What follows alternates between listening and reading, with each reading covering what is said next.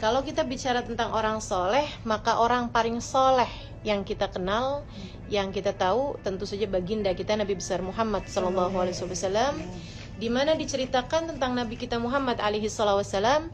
Ini dikatakan seperti ini. Para sahabat meriwayatkan, kana yajtahid fi Ramadan ma la yajtahid fi ghairihi min asy-syuhur. Nabi Muhammad itu di saat bulan Ramadan, beliau berusaha, beliau bekerja keras. Beliau menyingsingkan lengan baju untuk beribadah bersungguh-sungguh lebih daripada kesungguh-sungguhan beliau di bulan-bulan yang lain. Jadi begitu masuk bulan Ramadan, itu Nabi Muhammad kelihatan sungguh-sungguh dalam ibadahnya dibandingkan dengan di saat bulan-bulan yang lain.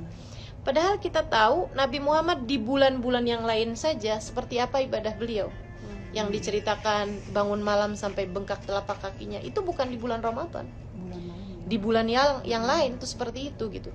Jadi terbayang seperti apa kesungguh-sungguhan Nabi Muhammad beribadah di bulan suci Ramadan.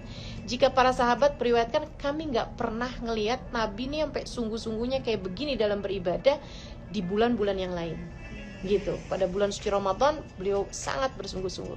Dan kelanjutan hadisnya, wa kana yajtahid fil awakhir ma la yajtahid fil awail minasyukur.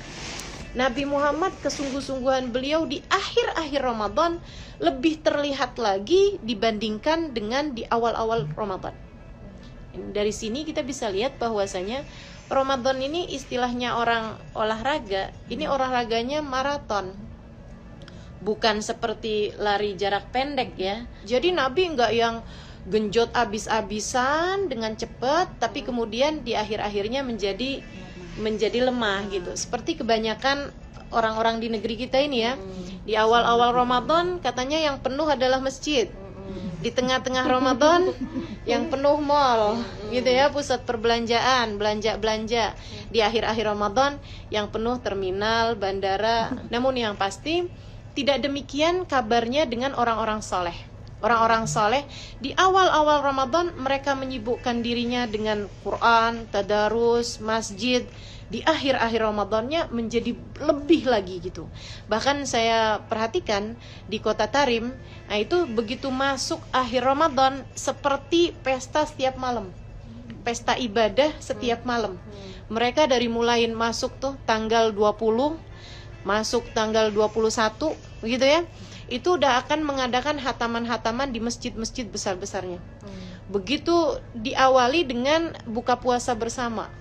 Dan itu bukan hanya di masjid, tapi sampai di halaman masjid, sampai di jalan-jalanan. Mereka akan mengadakan buka puasa bersama. Kemudian setelahnya mereka akan sholat maghrib berjamaah. Lepas sholat maghrib berjamaah, mereka akan sholat tasbih berjamaah. Selepas itu baru makan besar, maksudnya makan nasi dan lain-lainnya. Kemudian sesudah itu mereka akan sholat isya berjamaah. Selepas sholat isya berjamaah, mereka akan mengerjakan sholat tarawih ya, diakhiri dengan sholat witir. Biasanya bukan hanya 3 rakaat, tapi 11 rakaat.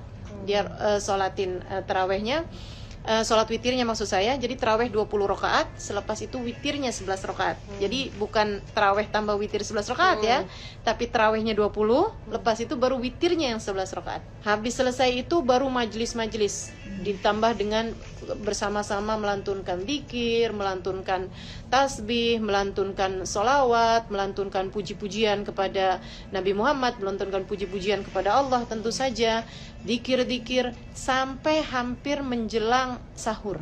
Acara ini baru selesai.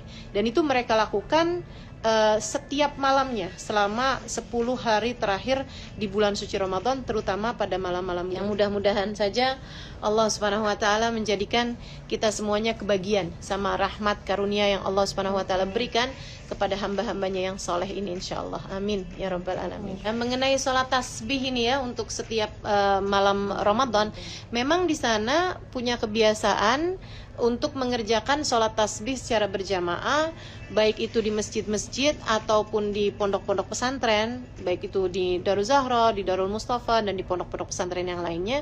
Juga mereka terbiasa mengerjakan sholat tasbih berjamaah selepas sholat maghrib. Jadi sebelum maghrib mereka berbuka, maksudnya mereka menunggu berbuka sampai adzan maghrib, mereka berbuka puasa dengan kurma, air, dan hanya gorengan sedikit gitu ya, sambusa biasanya gitu. Nah selepas itu mereka akan sholat maghrib dan dilanjutkan dengan sholat tasbih berjamaah.